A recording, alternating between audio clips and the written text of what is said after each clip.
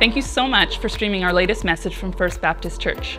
Here at FBC, our mission is to lead people into a growing relationship with Jesus Christ. We do that by thinking big, thinking small, thinking in, and thinking out. We hope that this message helps you as you continue to grow in your faith. If you would like to stay connected to FBC, you can visit our website at fbcloyd.ca, look us up on Facebook and Instagram, or download our free mobile app. Now here's the latest from FBC. Enjoy.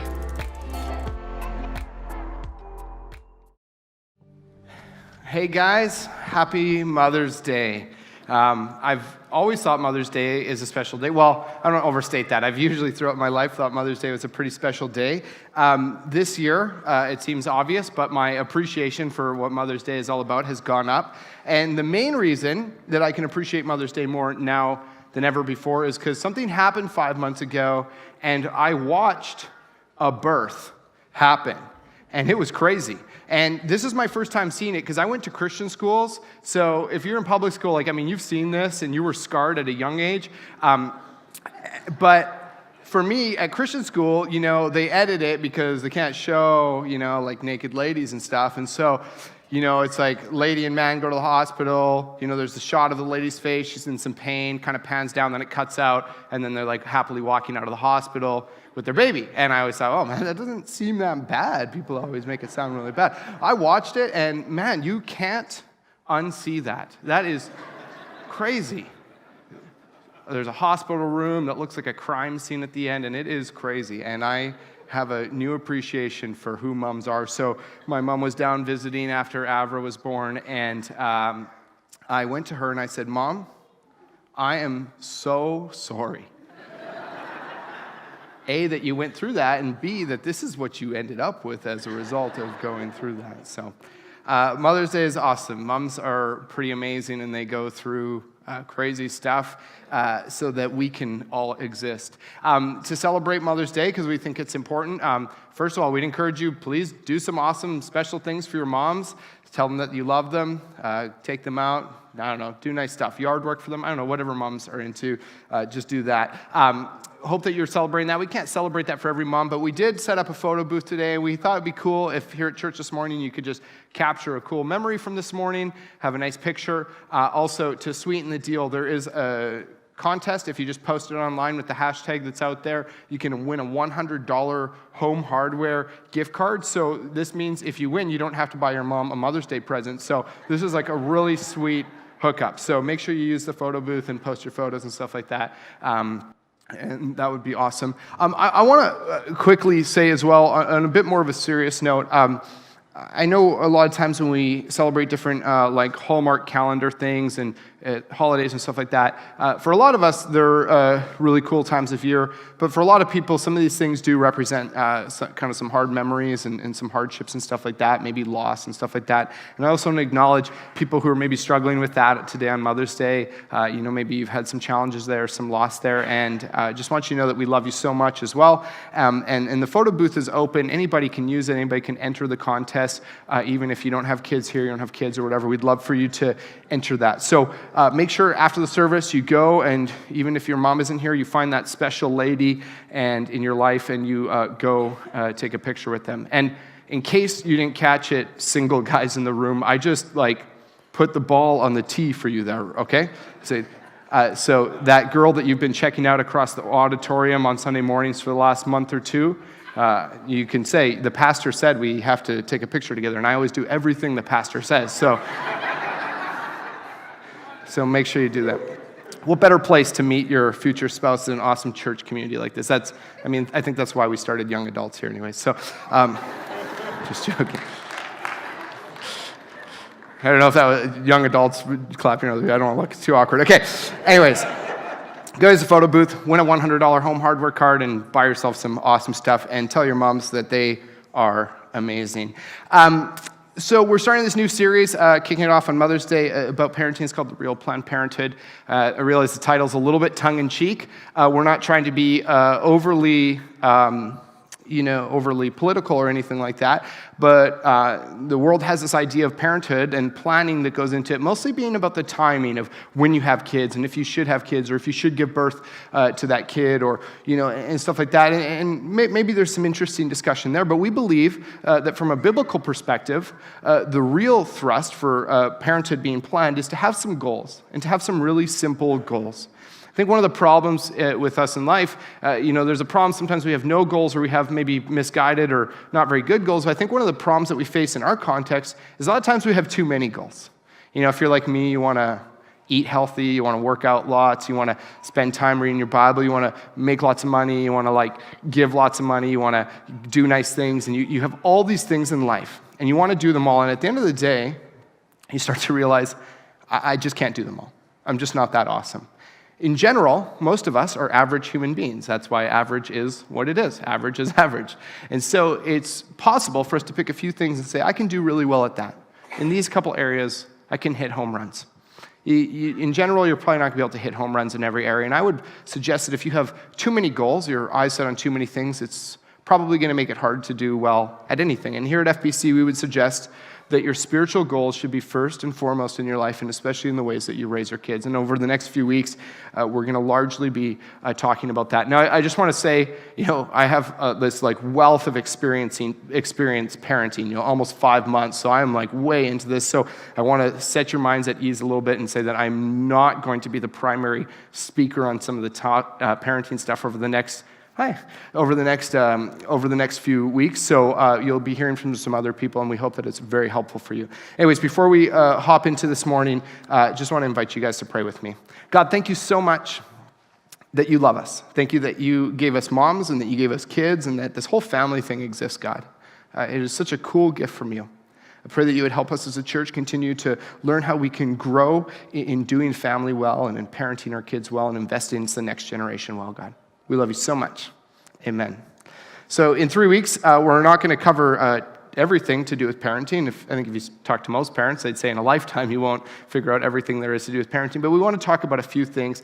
This morning, we thought it'd be cool to just start at a really basic element and talk about something that's kind of generally fairly foundational to parenting, and that's marriage. And we believe that marriage is one of the most effective tools that God gives us to parent our kids well.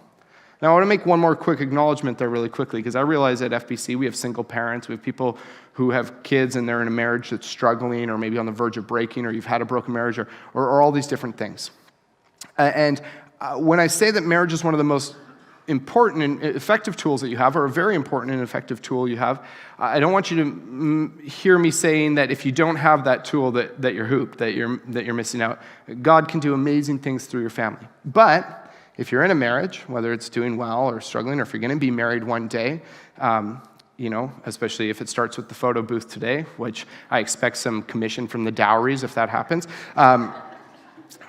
that it's something that you should invest into well, not just for your sake, not just for your spouse's sake, and not even just because it's biblical, but for the sake of your children as well.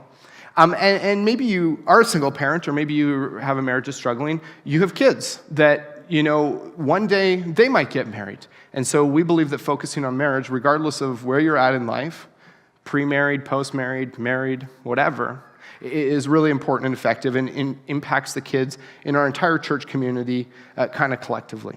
At FBC, we love kids. We are big on kids. Kids are so important to us. We often say that when we sit down and we're making staff decisions, if making the decision this way is maybe better for the adults or making this decision this way is better for the kids and the youth, we try to usually skew towards the kids and the youth, because we believe as adults we should be the ones that are willing to make sacrifices and to bend and flex for the sake of the next generation, for our kids. And we love teaching your kids here at FBC. We love it. We have an amazing kids program. I think we have one of the coolest and best kids programs any church could ever offer, and a lot of that is because of our amazing volunteers. And it's awesome getting to teach your kids through that context, but the reality is that that's 1 hour a week, and your kids exist for 168 hours a week. So what we get to teach them is awesome and effective and important, but it's really small. And the reality is that most of their learning comes from you as parents. And that's a good thing. And that's why we want to encourage you as parents to take that role very seriously and to teach your kids well. You are always teaching your kids. I think a lot of times people think that the bulk of their teaching comes from when you're instructing and you're speaking and you're telling your kids or you're telling people something. But I think the bulk of your kids' learning is probably outside of that, and they're watching if you practice what you preach. I think that your practice probably teaches your kid a lot more than your preaching teaches your kids. They're always watching you and they're always learning from you, the good and the bad. They're learning it, and they're learning it from you. And you are the primary resource for your kids to learn about Jesus as parents. And that's good. As a church, we think that that's a good model. We're not trying to take that away from you. We're trying to complement what you do and help what you do. And the reality is, this is a quote from Kara Powell, it says, "Parents, we can't out-teach what you're teaching at home. We're not that good. FBC has an amazing kids program. We have an awesome youth program. We can't out-teach what you're teaching at home." Like I said, in a lot of ways, I think that's good. I hope that they're learning from their parents, from their parents to follow Jesus and to grow up in awesome ways.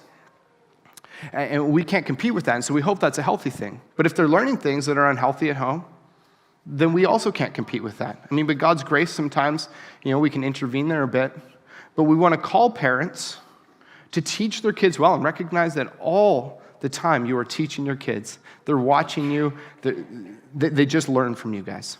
And I believe that your marriage is one of the greatest ways that you will teach your kids about Jesus. Not just by what you tell your kids about Jesus, that's important too, but the ways that you treat your spouse and you run your marriage is going to be one of the greatest ways that your kids are going to learn about Jesus. And I think the reason for that is because that your marriage is one of the most vivid representations of Jesus' relationship with the church here on earth. I'm going to read to you guys from Ephesians 5 if you want to follow along. This is a common passage. You've probably heard it at weddings or whatever, but we're going to read through it together. It says, "Wives, submit to your own husbands as you do to the Lord. For the husband is the head of the wife, as Christ is the head of the church, his body, of which he is the Savior. Now, as the church submits to Christ, so also wives should submit to their husbands in everything." Now, I know this is in some ways a difficult passage. I'm not getting against that because there are different opinions on what this idea of submitting means and if that's just wives or husbands or whatever. But for sure, what's happening here is Paul is setting the foundation for a relationship of respect and love and guidance and care. And he's talking about marriage here, but we're going to see how he's going to continue to compare the marriage relationship to Jesus' relationship with the church.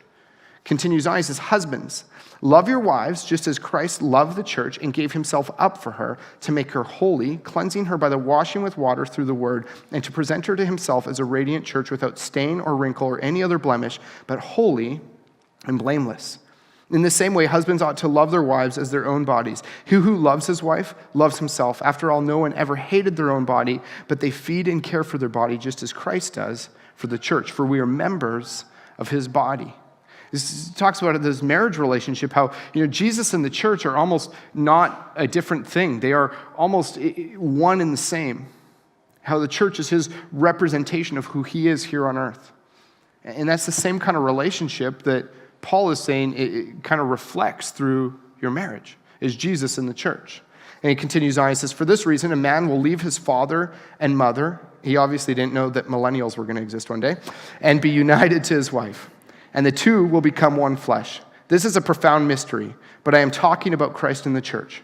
However, each one of you must also love his wife as he loves himself, and the wife must respect her husband." Again, there's maybe some difficult stuff with kind of the gender placements and stuff like that. And if you ever want to discuss that, I'd love to discuss some of the different views around that and all that. But what's going on here is Paul's saying, Jesus came and he set up the church and he did everything. He gave every aspect of who he was to the church. He served the church, he started the church, and he gave his very life for the church. And that is what it should look like in our marriages. The church is Jesus' hub for the gospel. It's his plan, his strategy for the gospel, for his good news to go out to the entire world and save the world. And it's compared to marriages here, and I have to think that within that, you've got this picture of family and how marriage is kind of that same representation, how God's love and his truth and his goodness should be represented through our marriages, and especially, to everyone, but especially immediately to our kids around us. And it's an amazing picture that through that relationship, people can literally experience and see God's goodness. So that in mind, what we've been reading there and some other stuff in mind, what I want to offer you guys this morning really quickly is 4 ways to not reflect Jesus through your marriage. I think it is so important to reflect Jesus through your marriage to others and to your kids around you. And I want to offer you 4 ways that you can make sure that you're not doing this. And then hopefully we can avoid these. And when I talk about reflecting Jesus, I mean to the world around you, but especially in this context, we're talking about your kids, because your kids are like, you get this idea of like Big Brother, like people watching you all the time. That's what having kids is. Kids is really like Big Brother. People are like observing you all the time. They know what's going on. So anyways, the first way that you can make sure that you don't reflect Jesus through your marriage is to be selfish. We read in Ephesians 5:22-33 that, this idea of like this mutual respect and submission and love going back and forth, and how there's this care and really ultimately this desire for either member in the marriage context to do well. If we're called to love our wives just as Jesus loved the church, we have to remember that Jesus literally died for the church. That everything in us should be about serving our spouse, about putting them before us. If you read Philippians 2, Paul talks about how we should have the same mindset as Christ, who in humility valued others above himself. So we should consider others to be of more value than ourselves. And I think it's really tough. You've been married for a while. You say, well, they stopped doing this. In the early years, they used to do this. This isn't the person I married, or they do this thing. It really bothers me, and this frustrates me. And this scripture would say, who cares? Don't value yourself above your spouse. Put them first and say, maybe they're doing this, but that's not going to define my behavior. My love for my wife is going to be like that of Jesus's for the church, who regardless of their sinfulness and brokenness laid himself down for them. And this is so important for your kids, because I believe that when you show value to your spouse, your kids will understand their own value. Jesus values your kids so much. And you can tell your kids that. You can read some about that. We can tell them at church, and we will. But they'll start to see that and understand that. They're not just going to accidentally wake up one day and be like, oh, I think Jesus really loves me. So they're going to see that and understand that in vivid ways as you show value to your spouse. The second way to not reflect Jesus through your marriage is to be distracted. Life offers so many distractions, so many things to take our eyes off of what's important. And I was talking earlier about having too many goals, even good things, good and healthy goals can sometimes take our eyes off of what's important. If you read Hebrews 12, it starts off and it paints this picture of, it says that we should run the race of life with our eyes fixed on Jesus, kind of this tunnel vision thing, this blinders to everything else, and fix our eyes on Jesus and pursue him in everything, forgetting the distractions around us, because he's the author and the perfecter of our faith, and we should focus on him like that. And I think it's such a cool picture of who Jesus is. I mean, Jesus here on earth was never distracted from his mission. He was always focused on what was most important. It's not like you read stories and Jesus is like, yeah, I know those people need to be healed, but, the big game's on, so I just don't really have time. Or I know Lazarus has been dead for 4 days, I should go raise him, but actually Tuesdays is like when I have goat yoga usually, so I can't it's a little tough. He was focused. And I think it's so easy with all the things in life, and sometimes the things that seem good. We all want, all of us, I'm sure, want our kids to be the valedictorian with an amazing average in school, to be athletic, to play music, to do all these awesome things. But it's just too much. Your kid is just not going to be amazing at everything. Your kid's going to be average at some things, probably pretty good at some things, and less than average in some things. And that's okay. So is your spouse. And so are you. I think about Avra, and I hope that one day she can be athletic and do sports. I mean, especially more so than now. She can't really do anything right now, but it would be great if we started with walking. But I'd love it if one day she does some stuff and she's, athletic and stuff. I'd love it if she grew up to play music. I'd love to play music with my daughter. I'd love to record music with her. But none of this stuff matters. It'd be great if she did well in school, but none of it matters. At the end of the day, if my daughter loves Jesus, who cares if she's athletic? At the end of the day, who cares? As long as she loves Jesus, who cares if my daughter can play music? I mean, even if she can play music and plays, much to my chagrin, country music or something like that, still, I have to say, who cares if she loves Jesus? It doesn't even matter if she does that well in high school, as long as she loves Jesus. She might not get into a good university. Who else did not get into a good university or any university at all? Jesus. As long as she loves Jesus and follows Jesus, That's all that matters. He was focused on his mission. And I think sometimes it's so easy to be distracted by all these peripheral goals and things in the world, and we forget to just focus on what's important, and that's leading our families into growing relationships with Jesus Christ. Hit that one out of the park, and then have some other goals that are good. But let those other ones be willing to flex and compromise and work around that a little bit. Because when you lose sight of what matters most, what matters more matters less. If you lose sight of what matters most, your family will recognize that the things that you say matter more actually matter less to you. They'll know. They'll see right through what you're saying. Third way to make sure that your marriage does not reflect Jesus is to be unmotivated. Getting married is really easy. All you have to do is be on your best behavior for like somewhere between, 4 months to a year or something like that. Find someone who's at least somewhat within your level of good lookingness and convince them that they should marry you. Tell them all the reasons why, act good for a year, and then you get married. That's the easy part. Being married is really hard if you want to do it in a healthy, Christ-centered way. Having a healthy, Jesus-centered marriage is really hard. And I think a lot of times we set our goals so short on, we want to get married, we want to have this epic wedding day, we want to have kids one day. But those are really short-sighted goals. Those aren't even what's important if you read the Bible. What's important is eternity. The Bible calls you to set your sights on eternity. And that's hard work. And that takes a lot of effort. If you're single in this room this morning, if you're not married, and you're not willing to be a motivated, ambitious, hardworking human being, then you should do yourself and people around you a favor and just don't get married, because it takes a lot of effort and it's hard work. And if you think that emotions can carry you through a marriage for the rest of your life, just talk to someone who's been married for, even 7 weeks. I don't know how long it takes to realize that that's a huge lie. And you'll find out that that's not true. Marriage is awesome, but it takes a lot of effort and it takes a lot of commitment. And I think there are kind of two extremes that people look at this in. A lot of times people say, as marriage progresses, after a few years, you just become this kind of unhappy couple that has separate, chairs in the living room, and you just watch TV for the rest of your lives, and it's boring, you don't like each other. And then I think on the other end, there are people who say, well, you need to return to the romance of when you were teenagers and have your marriage like that for the rest of your life. And I think that both of those are really untrue. I think that if you're the cranky old couple who just has no interest in each other, then you lack the motivation to actually care about your spouse in the ways that your kids need to see you care about your spouse. But I also think that if you're trying to be like an 18, 19-year-old still, who's still figuring out what testosterone and estrogen mean, then I think that you're aiming for something that is going to be a bit of a train wreck in your marriage. Things change over time if you've been married. Talcy and I have been married for almost 8 years, and things have changed. The effort level doesn't change. We still need to be pursuing each other and invest in that, but the ways that things play out change.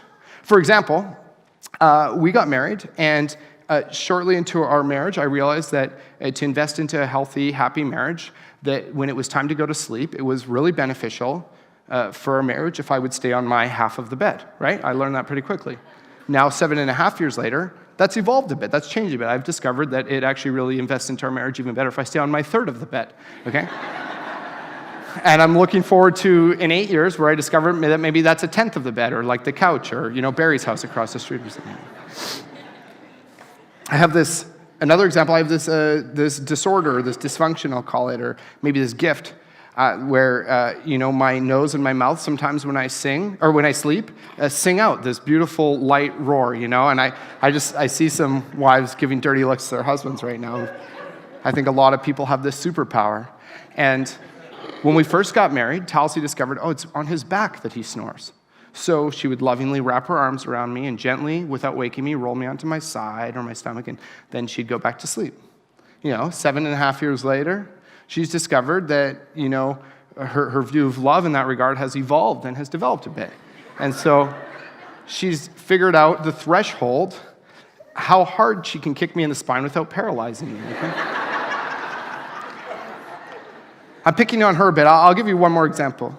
When we first got married, we would stay up late as she wanted. Texting if we weren't together, or if we were together talking. She'd tell me about what she's feeling and thinking and stuff like that, and we'd spend hours doing that. I'd listen to, and all that. It was great.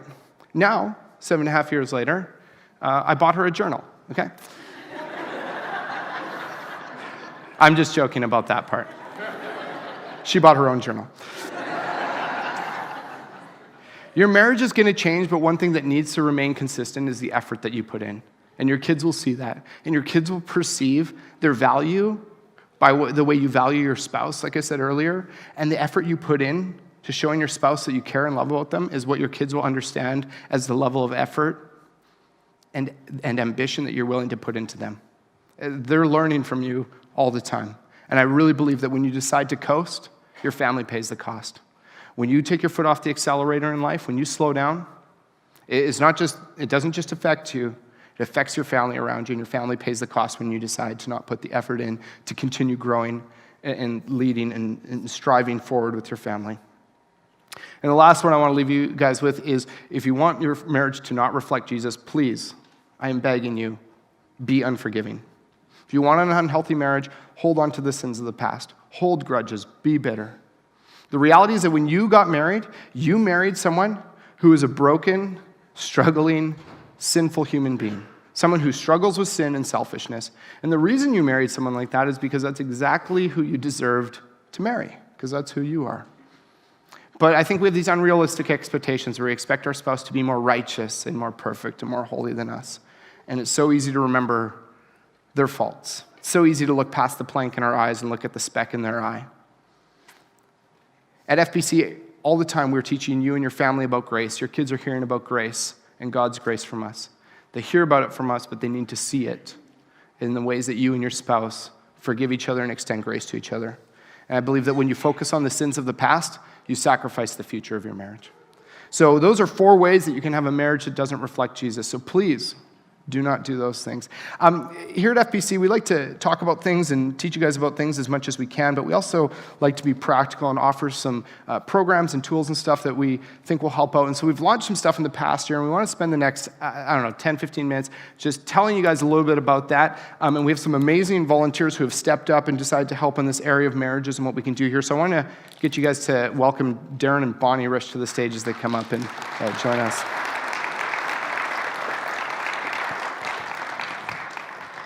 So just wanted to have a little bit of conversation with these guys. They're doing some really cool things for marriage around here at FBC, and it's kind of new, and we want to make it more known and all that. So some of you guys know Darren and Bonnie. If you don't, they're awesome. You should get to know them.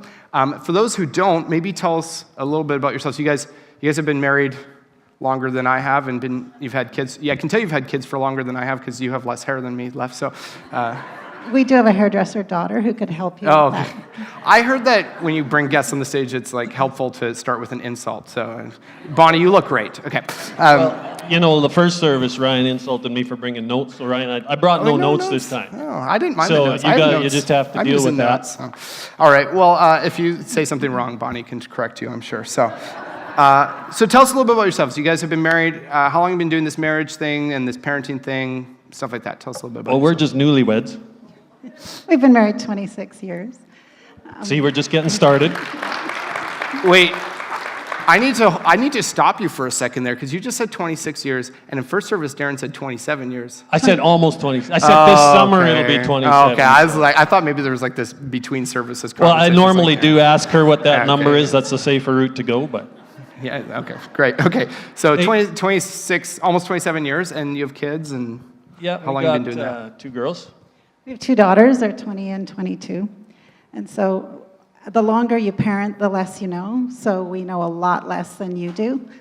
I know tons. I read a blog, so I've got it all figured out. So, okay. I just need to throw a quick story in here. Oh, sure. Yeah. The first service I was actually kind of nervous getting up here, I have to admit. It's been a while. This stage used to kind of feel like our second home. Bonnie and I led worship together for more than 20 years. And a number of years ago, there was this band named Kairos that kind of started showing up around the church here and hanging out and doing some stuff. And they were living out at Keith and Diane Wells' place a lot because their son Tyler was part of the band. And so we knew that they did music, and so we were leading the worship team, and we kind of started talking to the staff about maybe getting these Kairos guys involved a little bit. And it's funny because Bonnie, at the time, we didn't have a worship pastor, and Bonnie was in charge of actually organizing worship teams and helping plan services and all that kind of stuff. And so she went to the staff, and Pastor Tatumu was the lead pastor at that time, and Doug was the executive pastor, so he may have been in on the conversation. She said, yeah, I'd like to get these guys up, and they're going, oh boy, I don't know.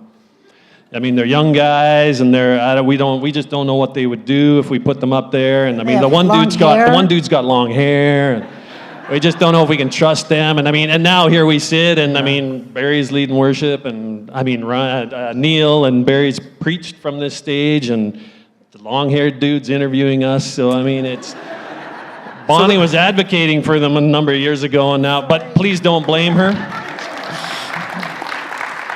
So we're talking about parenting. I guess the kind of like takeaway there is that you should learn from the mistakes of the past. Exactly where we're going with that, Ryan. Should have listened to Doug's and Taw's wisdom there. Okay. So anyway, sorry, just had to throw that in. No, that's better than what I had prepared. So, okay. That's what happens when I throw my notes away. See. Yeah. That's good. Okay, so I've been talking this morning about, I mean, I believe, and I think it's hard to argue with that, your marriage really impacts your kids and teaches them a lot, you know. So how have you guys seen that play out in your marriage and, you know, kind of, yeah, like how have you put that into practice? Well, number one, parents, kids get this. Parents, you need to gross out your kids. Lots of PDAs around the house, you know, personal displays of affection. These kids all hate you right now. Yeah, well, that's all right, but deal with it because we think it's important. It's about creating an environment where your kids feel secure in our relationship, right? So that they don't have reason to believe that their parents are in trouble, that their parents, you know, may split up or have those fears. I mean, I grew up in a home where I never saw my parents fight. Yes, they had disagreements and arguments and whatever, but I never heard them raise their voices in anger at each other. And that was important to me. It never once do I remember it crossing my mind growing up that my parents might split up or that they might be in trouble. Never even crossed my mind. And to try and develop that kind of a situation for your kids, I think is important. Yeah. That's awesome. So the homework for today is go make out in front of your kids. Absolutely. Deal with it. Yeah, I'm so happy I moved out. Okay. Okay. So I'm so thankful that you guys have decided to get involved in helping with marriages here at our church, and we're going to talk in a few minutes about specifically what that looks like. But maybe you could tell us, you know, what's given you guys the desire to get involved in this area and help with marriages in our church. Well, a couple years ago, kind of out of the blue, we were approached by a young couple asking to do some premarital counseling. And we did it and enjoyed it, but it was not something we pursued. And then within the same year, we saw some marriages, close friends, close family, that were really struggling. Some of them fell apart. Some of them went through years of struggle. And people were knocking on our door and calling us and saying, help us, we need some help. And we were just like, we don't know what we're doing. It's not like we have any special perfect marriage or anything. But God kept nudging us, knocking us over the head, sometimes pushing us over, saying, do this, do this, do this.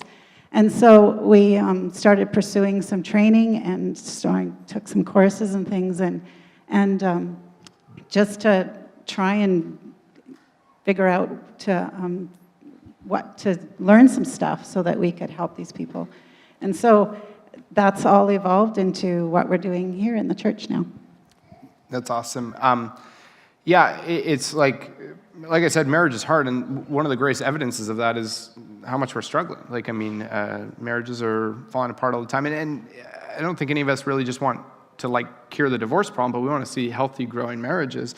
So this is a big question that probably you could write a thesis on, but what do you guys see as some of the like biggest threats or challenges that, like, why are we struggling so much? What's getting us so bad? Honey, you want to answer that? No. Yeah, and you know, we're not by any means marriage experts. Like I say, like Bonnie just said, we just felt God prodding us to get involved in this area, so we started taking some steps to follow His leading. And so, you know, honestly, that is a tough question. There's so many things, and there's so many areas that cause trouble in marriages. But just some of the things, I guess, that we've observed in some of the situations come along. I mean, communication, for one, is huge. So many problems in marriages come back to just not communicating with each other. And whether that's not giving it the time that it takes because our lives are so busy, we're running so many different directions and got the kids involved in 101 things, and whatever it is, we find that people just aren't communicating to where they get to understand each other. And I think that's the key, because maybe you communicate, but it's in anger, you're just always telling them what to do or whatever, but it's about communicating in a way to understand the other person, to really understand my wife and what are her needs and how did she see this, what's her perspective on this. One person I was talking to recently had just kind of experienced that and said with his wife what he's learned to do is when he makes a statement, he's learned to kind of read her reaction, and then he would often follow up the statement, he said, with, what did you just hear me say? Can you relate to that? Because sometimes we say things and our spouse takes it in a totally different way that we didn't intend, and so it's just that pause and go, okay, hold on, time out. When I just said that, what did you hear me say? Say that back to me, and then you come to some understanding. Oh, that's not what I meant at all. And so it's just a part of communication. So communication is a huge thing, and certainly leads to a lot of issues in marriage, and that's tied together with time. Yeah. Time, just taking time to get to know your spouse. I thought you were going to say when he's about to make a statement, he decides, I'm not going to make a statement, That seems like a healthy part of communicating. Sometimes that can be the healthy response as well. Yeah. So that's probably one of my biggest issues. I need to learn how to just not say the stuff that's in, pack that away. Okay. So we've started some stuff here, and I love how you're talking about communication there, because I think that's so huge. And I think one of the struggles is just starting to have some of those conversations, like knowing where to start. And that's hard because we just think we can get married and we'll just magically figure that out somehow. Like all of a sudden we'll just be transplanted with knowledge of, oh, here's how I communicate well with my spouse. And I don't think that's the case. So we started marriage mentoring here at the church. Maybe you guys have seen it on like the slides reel or on the website or a bit like that. But I want to just take a few minutes today and really showcase what we're offering here, because we think it's a useful tool that's useful for pretty much everybody that's married, and even to be thinking about if you're not married yet. But maybe tell us a little bit about how marriage mentoring works, kind of who it's for, stuff like that. Well, the biblical model of mentoring, we see that Paul said to the Thessalonians, he said, we didn't come just to preach the gospel, but to share our lives with you as well. So this idea that we didn't come to just preach and then sit back and let you do the work, but we're going to get in there, roll up our sleeves, we're going to work alongside you. And then he said to the Corinthians, follow our example as we follow Christ. And it's that idea of people who love Jesus and are following Jesus, and so they're providing an example for others to follow. So that's the basic idea of mentoring. It's providing an example to follow. And we just did a series recently on sharing your story, and that's really what it's about. It's about the mentors just being willing to share their story of how they're following Jesus and how they're letting that impact their relationships and their relationship with their spouse and their family, and sharing their story with another couple, a younger couple, a couple who's a few stages in life behind. So what we do is we, for our mentoring here, we have some mentor couples who have been through some training. And when we have a couple come to us looking for mentoring, we match them up with one of our mentor couples, and we find a couple that's, a couple stages in life ahead. They've gone through a few of those stages of parenting, or in some cases grandparenting, whatever it may be, but it's somebody a couple stages in life ahead who can just walk beside you, roll up their sleeves, kind of do some life with you. And the way it's designed is it's a 1-year commitment. So there's a beginning and an end, and to some of you you're probably going, okay, well that's good. I'm not going to start this thing, then be stuck in it for forever if I don't get along with this couple really, whatever. I mean, I'm just kidding, but there is a beginning and an end to it, and then there's conversations that it guides us through. The mentors have conversation guides, and it's just dealing with those things that come along in life, like finances, like relationships, in-law relationships, dealing with conflict, all those things, and there's 14 different conversations that the couples basically choose from as they go through this mentoring process, and just meet once a month, or it's very flexible. You can design it however works best for both couples involved, but it's just kind of having those conversations and doing some life together. Yeah. So it's about once a month, and you just hang out. And one thing I love about it is it's just so conversational. When we first started, I looked through the guide, and really what it is just hanging out. It's not counseling, like we're not professional. And so I think one thing for me, and maybe some other people can relate, is you think about the idea of, getting counseling, and it seems like this heavy, I don't know, like some guy's just going to be lecturing you and telling you how screwed up you are and stuff like that, and I just don't need to hear that. No, I'm just kidding. But this is a lot more conversational. People will call you on stuff, but it's just trying to help you sort through some of that stuff and be stronger and stuff like that, and I think that's really cool.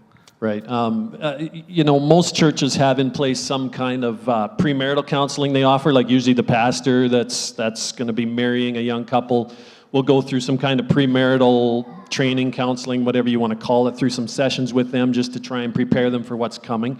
And then churches often have some kind of crisis counseling plan. Mm-hmm. If you don't have somebody on staff necessarily, they'll refer you to a counselor who can deal with the crisis that comes up later in marriage. But there's this gap in the middle.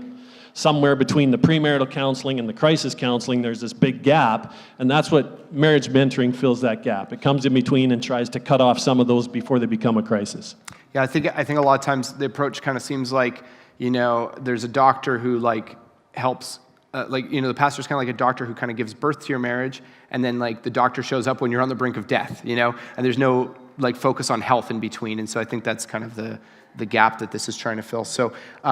Anyways, you guys, you can see this link up here. If you're using the app notes, the link is in there.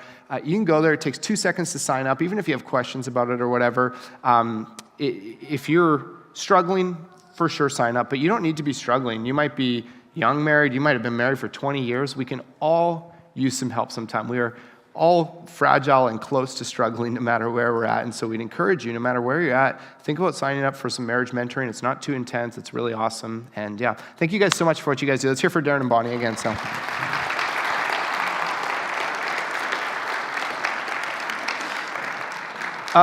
we're gonna wrap up with communion here. When it comes down to it, so much of marriage to me is so reflective of Jesus' relationship to us in the sense that it's all based on commitment.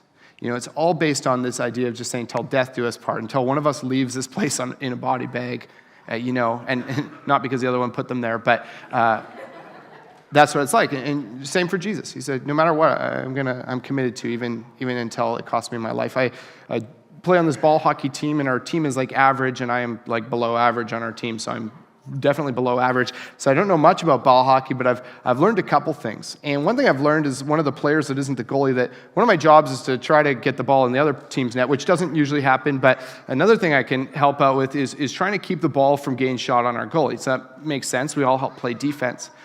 Playing defense is pretty easy when the ball's in the other team's end. It's also pretty easy when we have control of the ball. Defense gets really hard when the ball's in our end and a player on the other team that's right in front of you is winding up to take a big slap shot. Because most of us, what we want to do is we get in front, we're like, I'm going to block the shot. And as they're winding up for the slap shot, you do the kind of cringe and turn thing, kind of thinking, oh, maybe the tip of my stick as I'm backwards will kind of hit the ball and I'll be a hero and stuff. But really what that is that showing a lack of commitment. And it makes sense because it hurts. That ball hurts. And when commitment actually shows up in our relationships and our marriage, it's usually in times that it hurts. It's easy to be committed when things are good, when your spouse is acting the way you want them to, but when things get tough, that's when commitment actually shows up, and that's when it inflicts wounds and inflicts scars. And that's so true for Jesus. He stood right in front of that slap shot, and he said, I'm not going to turn, I'm not going to waver. This might cost me my life, but I'm going to do whatever it takes. Even though sin is demanding your eternity, I'm going to do whatever it takes to save you guys, and that is an amazing thing. And I hope that that's a picture that we can take forward in our marriages. I'm going to call the communion servers.